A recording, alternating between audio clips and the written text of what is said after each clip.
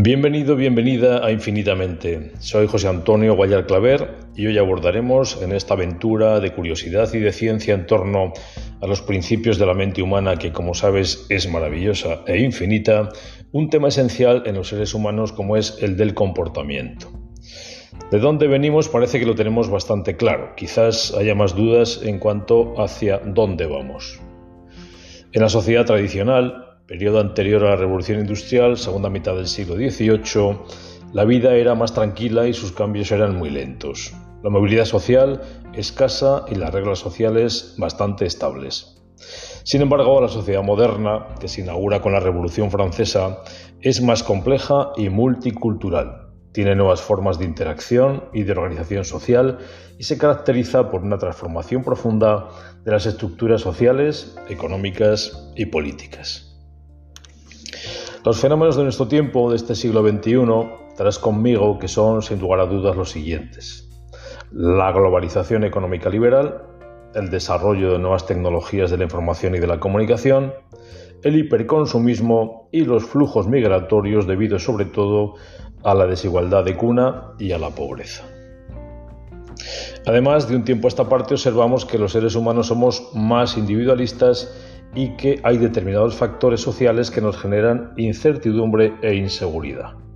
Pero por otro lado, y como consecuencia de esa compensación de la balanza, se ha producido un aumento significativo del conocimiento y de la ciencia que nos hace progresar como especie.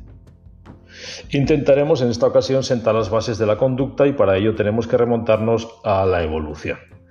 En 1859, Charles Darwin demostró la evolución como resultado de la selección natural de los seres vivos en su libro El origen de las especies. Dicha evolución justifica nuestra procedencia y la del resto de los animales. El Homo sapiens sapiens, u hombre de Cro-Magnon, es nuestro ascendente más inmediato por el parecido similar al hombre actual.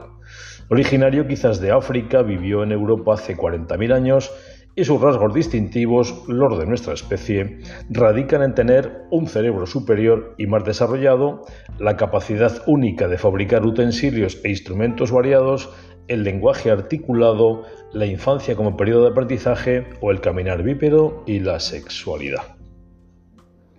Desde el punto de vista biológico, sabemos que cada célula de nuestro cuerpo contiene 23 pares de cromosomas, la mitad de la madre y la mitad del padre. Y que el ADN, esa molécula de doble hélice unida por bases químicas, determina nuestro genotipo o herencia genética. Precisamente, el proyecto Genoma Humano cambió la ciencia hace más de 2 décadas. Fue en el año 2003 cuando se completó el hito de la secuenciación del genoma humano, abriéndose una ventana muy importante para conocer las bases genéticas de las enfermedades, su diagnóstico y posible curación. Descubrieron entonces que 3.000 millones de letras forman nuestro ADN con instrucciones precisas para nacer y reproducirnos. También descubrieron que el código genético es universal en un 99,9% del planeta y que en un 98% somos idénticos a los chimpancés y otros primates. Bueno, algunos quizás el 100%. Después de esta broma, añadir que poco tiempo después, en el año 2013, Obama, el expresidente de Estados Unidos, eligió a un científico español, Rafael Yuste, para medir y mapear la actividad cerebral, esa maraña de conexiones que Ramón y Cajal llamaba las selvas impenetrables mediante un proyecto llamado BRAIN. El cerebro humano, esa máquina perfecta que modula la conducta, todavía a día de hoy oculta muchos misterios, aunque cada día se conoce más como consecuencia de dicho proyecto BRAIN y otros. Los especialistas comparan el cerebro con una orquesta de diferentes elementos que ejecutan la partitura de una forma increíble, coordinando todos los sistemas corporales. Y una de las pocas cosas que sabemos con certeza sobre el cerebro y que se ha probado en experimentos con ratones es que el mundo en el que vivimos está generado internamente. Como decían Platón y Kant, la razón por la cual la mente humana concuerda con el mundo no es porque sea un reflejo del mundo, sino al revés. El mundo es un reflejo de nuestra mente, pues lo que creemos que vemos lo tenemos ya en nuestro cerebro. Aunque Evidentemente puede ocurrir que nuestros sentidos no transmitan una imagen fiel del mundo externo como consecuencia de algún tipo de trastorno de la percepción por lesiones cerebrales muy localizadas. En lo que respecta al comportamiento social, este será el resultado de la fusión entre las características genéticas, el ADN y los factores del medio ambiente que rodean a los individuos. Si recuerdas, tema ya lo tratado en el anterior podcast de la personalidad. Lo cierto es que, aunque cada persona sea algo aparentemente aislado, todos nos definimos por el comportamiento social y no somos islas. Ya Aristóteles, el sabio de la antigua Grecia, destacó la importancia del comportamiento social y de la sociedad por la vida y para la vida de las personas. Para el famoso filósofo, el ser humano era un animal social cuyas acciones individuales eran inseparables de las sociales, pues es en la sociedad donde nos formamos moralmente, siendo ciudadanos y relacionándonos con el entorno. La psicología nació, por otra parte, para tratar de comprender por qué los humanos nos comportamos de una determinada forma en esta nueva sociedad, en la que tenemos que reinventarnos permanentemente para buscar la adaptación al mundo y a la vida que nos toca vivir, y eso se llama inteligencia.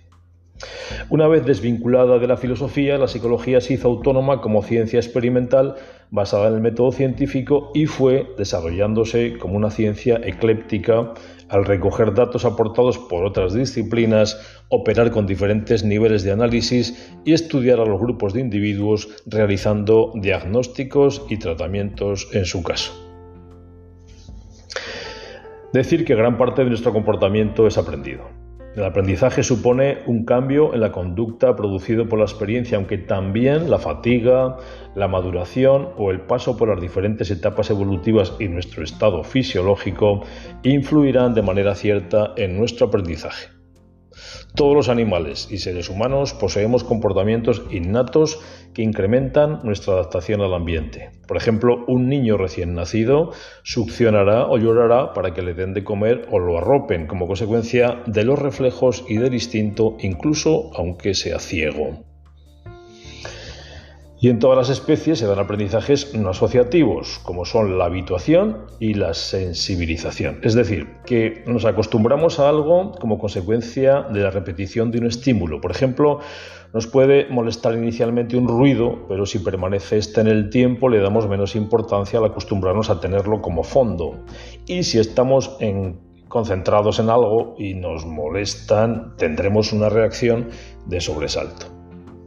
Aunque entender el comportamiento social de una manera exacta no es más que una utopía, pero existen diversas teorías que analizan y nos dan alguna pista, dándose los principales experimentos de psicología y en especial de la psicología social en los años 1950 y 1970. La psicología social es una rama de la psicología, la encargada de investigar cómo interaccionamos entre sí las personas y cómo influyen las situaciones sociales en el contexto en que se desarrolla la conducta humana. Desarrollamos nuestra identidad personal gracias al descubrimiento de lo que somos y la cultura nos aporta sentido. La cultura, entendida como ese conjunto de técnicas, de tradiciones, de costumbres y de creencias de nuestra colectividad. O la cultura entendida como nuestra manera de vivir y de interpretar el mundo, transmitida de generación en generación. La socialización es el proceso mediante el que aprendemos, interiorizamos normas, ideas, comportamientos dentro de un grupo social, junto a los estilos de vida de la sociedad en la que vivimos. Los agentes de socialización principales en ese proceso evolutivo vienen a ser la familia, la escuela, los compañeros y compañeras, tanto de estudios como de trabajo, los medios de comunicación y en la actualidad las redes sociales, que tienen un papel muy relevante. Te invito aquí ahora a pensar por un momento en dichos agentes socializadores y a analizar qué papel han desempeñado o todavía lo hacen en tus comportamientos y actitudes, en tus valores, en las normas adquiridas, en las habilidades sociales o incluso en tu antisocialización. Como ves la violencia, el terrorismo o la corrupción. Tu familia, la escuela, los amigos, los medios de comunicación, de las redes sociales u otros? ¿Qué relevancia tienen o han tenido en tu identidad? La percepción social la tenemos a veces por las primeras impresiones, por las motivaciones, intereses y expectativas, realizando juicios que guiarán nuestra interacción. Y las categorías que utilizamos son agrupamientos sociales, como por ejemplo por edad, por sexo, por roles o por profesiones. Conocer el proceso de formación de impresiones puede ayudarnos a evitar los estereotipos o las atribuciones causales nocivas. Aprender a dar una impresión buena en función de la información que damos y cómo la damos. Aquí te propongo algunas teorías que seguramente nos ayudarán a entender y centrar mejor nuestro comportamiento en sociedad. Comenzaremos con una primera teoría muy actual, la de la influencia social. La influencia social es un proceso psicológico en el cual uno o varios sujetos influyen en el comportamiento de los demás. En este proceso se tienen en cuenta factores como la persuasión, la conformidad, la aceptación y la obediencia. El ejemplo más notorio son las redes sociales, a través de las cuales los y las influencers, que seguro que te viene ahora mismo alguna a la cabeza, son determinantes de manera significativa en el comportamiento social, sobre todo en el de los adolescentes. Y permíteme que aquí haga una pequeña parada por su relevancia.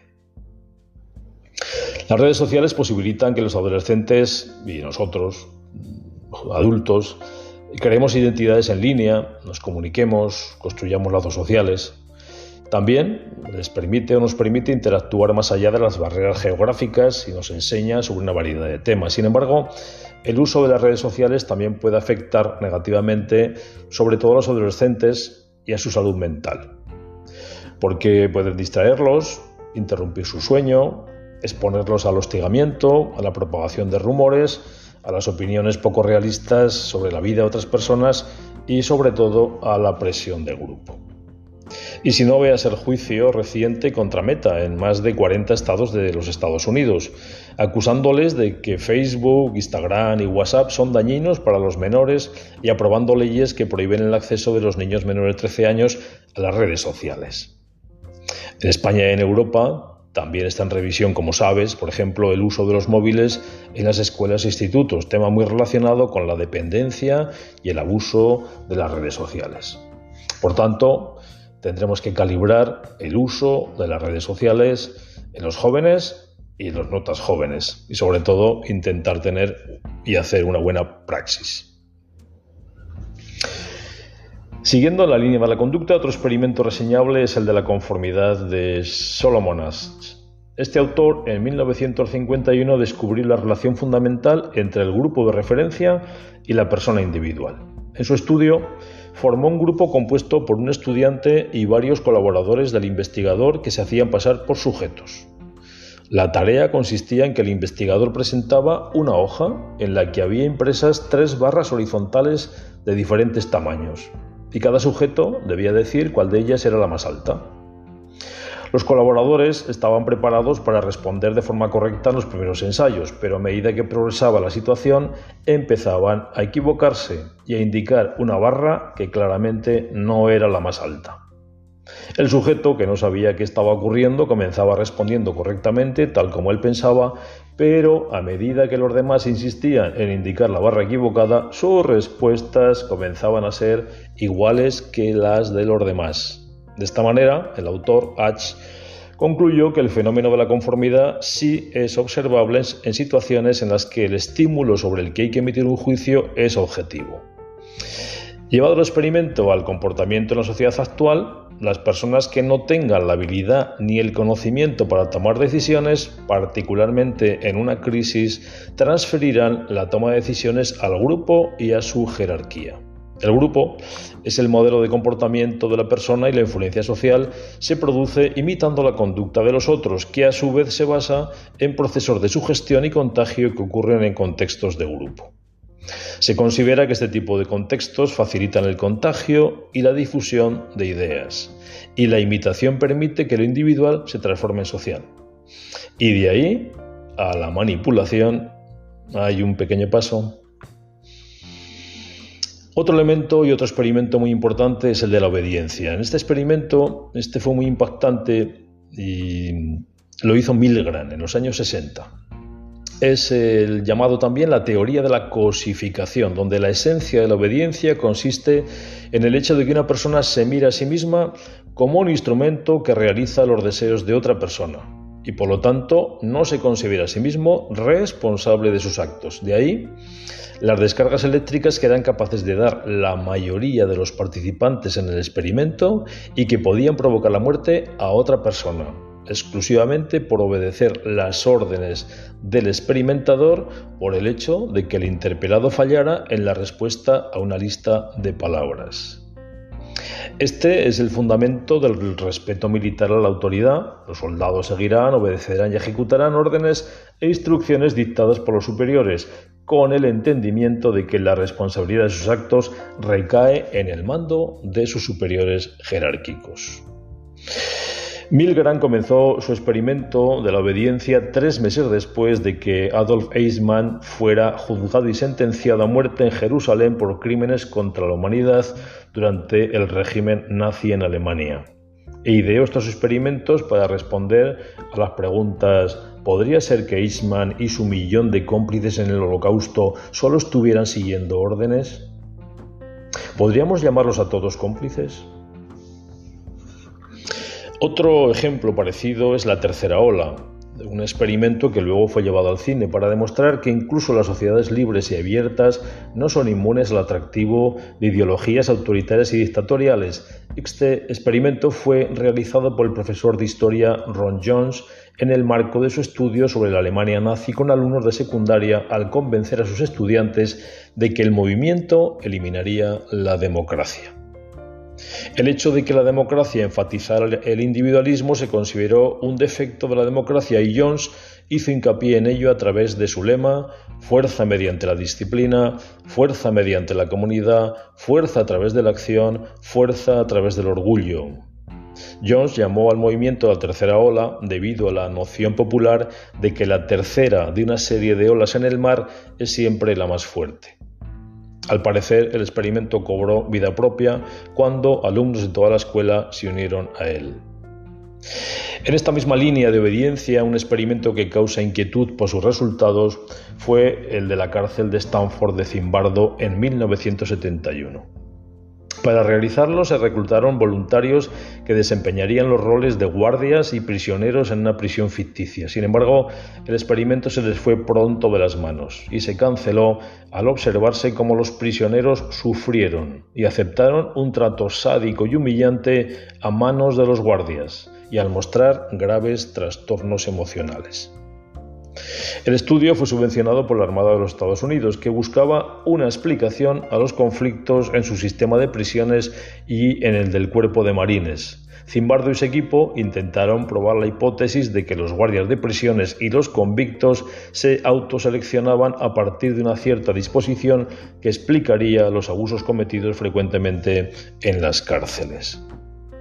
Estos experimentos muy populares coinciden en haberse realizado con posterioridad a la Declaración de Nuremberg en el año 1947.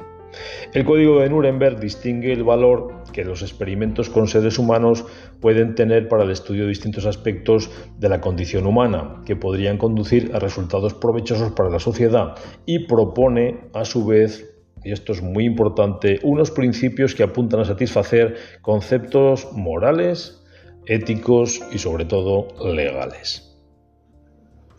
Además de la influencia social, de la conformidad o de la obediencia, tenemos que considerar otros aspectos y teorías psicológicas que nos ayuden a entender el porqué de nuestras conductas. A este respecto citaré a Iván Pavlov y a su perro, al que salivaba cuando sonaba una campana al asociar el toque de la misma a la comida, en el famoso experimento del condicionamiento clásico. Vamos a ver. Este autor afirma que a un estímulo le corresponde una respuesta innata, pero sostiene que si ese estímulo es asociado a otros eventos o elementos, podemos obtener un comportamiento diferente. Según Pavlov, a través de estímulos inducidos se pueden cambiar las conductas de las personas. De aquí Principalmente es donde se nutre el marketing. Por ejemplo, si en una campaña publicitaria el producto es asociado a un estímulo agradable para las personas, sonrisas, playas, belleza, felicidad, esto se verá traducido en una mayor cantidad de ventas. Otra teoría muy importante en psicología es el condicionamiento operante de Skinner, que es una manera de aprendizaje a base de recompensas y de castigos. Este tipo de condicionamiento sostiene que si la conducta trae consigo una consecuencia, ya sea de premio o castigo, la consecuencia de nuestra conducta nos llevará al aprendizaje. Este tipo de condicionamiento se estudia frecuentemente durante el aprendizaje en edades tempranas del desarrollo, en la infancia, pero es capaz de explicar muchas otras conductas de nosotros, los adultos. El concepto de aprendizaje vicario lo propuso el psicólogo Albert Bandura en su teoría de aprendizaje social en 1977, y es el aprendizaje por imitación, siendo el refuerzo otra característica. Se enfoca principalmente a procesos imitativos cognitivos del individuo que aprende con una figura modelo. En los primeros años somos conscientes de que los padres y educadores hemos sido modelos básicos a imitar. Y finalmente, la teoría sociocultural de Vygotsky, que hace énfasis en la interacción de los jóvenes con el entorno que les rodea, entendiendo al desarrollo cognoscitivo como el resultado de un proceso multicausal. Las actividades que realizan de forma conjunta brindan a los niños la posibilidad de internalizar las formas de pensamiento y comportamiento de la sociedad donde se encuentran, adoptándolas como propias. Y llegados a este punto, después de un recorrido teórico plagado de datos sobre conducta y comportamiento, cuando hablamos de buenas personas, ¿crees que da lo mismo que le preguntemos a una persona que vive en Indonesia o que le preguntemos a uno criado en Albacete o en Zaragoza? O lo que es lo mismo, ¿cómo influye la sociedad que nos rodea en lo que consideramos bueno, malo, valioso o despreciable? Incluso te lo podía plantear de otra manera. ¿Eres más de Hobbes, de Rousseau, de Freud o de Fromm? Vaya lío. Bueno, vamos al grano. ¿Crees como Hobbes que el ser humano es malo por naturaleza y para poder convivir necesita un poder absoluto, una ley autoritaria que controle el impulso agresivo que surge de su motivación egoísta? ¿O estás más en el club de Rousseau y crees que el ser humano es bueno y empático por naturaleza porque cuando vemos sufrir a los demás tenemos una inclinación natural a auxiliarles?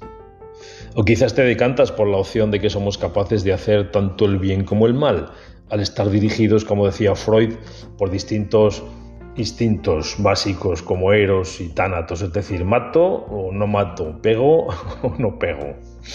¿O te apuntas finalmente a la tesis de Erich Fromm, en el arte de amar o el corazón del hombre, al controlar los impulsos que nos humanizan haciendo cosas bien y cosas mal? Bueno, no sé dónde estás o cómo te posicionas, pero como sabes, existe multitud de diferencias culturales entre los variados pueblos del mundo y lo que para unos es una virtud, para otros puede ser pues un gran defecto. Este tipo de cuestiones se plantearon hace ya más de 10 años en un debate realizado en la Universidad de Oxford, en el que participaba el antropólogo Oliver Scott Carey. De todo lo tratado en aquella ocasión, a Carey se le quedó grabado este problema y le dedicó los siguientes años a una investigación. Finalmente, en 2019, publicó un artículo en la revista Current Anthropology para el que investigó profundamente lo que los seres humanos entienden como moralidad en 60 tipos de sociedades diferentes de todo el mundo, lo que a nivel social se considera hacer las cosas bien o mal. El profesor, que hoy en día es miembro del Instituto de Antropología Evolutiva y Cognitiva de Oxford, llegó a la siguiente lista de 7 aspectos que definen a una buena persona esté donde esté. A ver si te identificas. 1. Ayuda a su familia. 2. Ayuda a su comunidad. 3. Devuelve los favores. 4. Es valiente. 5. Respeta a sus superiores. 6. Divide los recursos de forma justa. Y 7. Respeta los bienes de los demás. Para llegar a estos resultados, comprobaron cómo se percibían en cada una de las sociedades tenidas en cuenta 7 tipos distintos de cooperación: valores familiares, lealtad al grupo, intercambio social o reciprocidad, resolver conflictos a través de la competencia, justicia y derechos de propiedad. Descubrieron que estos 7 comportamientos se consideraban moralmente buenos en casi el 100% de los casos. Las diferencias culturales llegaron en cómo cada una de estas culturas acoge estas 7 características según su importancia. Por ejemplo, entre el pueblo Chuukes de los Estados Federados de Micronesia, robar a los demás es admirable porque muestra el dominio de una persona y demuestra que no se siente intimidado por los poderes agresivos de los demás. Bueno, igual son políticos. En este caso, la valentía y el respeto a los superiores se valoran más que el resto a la propiedad. El estudio despierta una antigua discusión de la filosofía, si la moral es innata al ser humano o moldeada por la sociedad. Esa es la mayor crítica que se ha hecho al estudio de Carrie, que no resuelve esta cuestión, la definición de moralidad. En cualquier caso, el estudio de Carrie representa todo un hallazgo en el sentido de que ha conseguido poner por primera vez negro sobre blanco la evidencia de que todos los seres humanos compartimos unos valores básicos, sean estos aprendidos o no. Y hasta aquí hemos llegado por hoy, hablándote del comportamiento y de la conducta humana. Muchas gracias por seguir ahí, por acompañarme en esta aproximación al maravilloso mundo de tu mente, que es infinita. Cuídate mucho, recibe un fuerte y caluroso abrazo. Hasta siempre.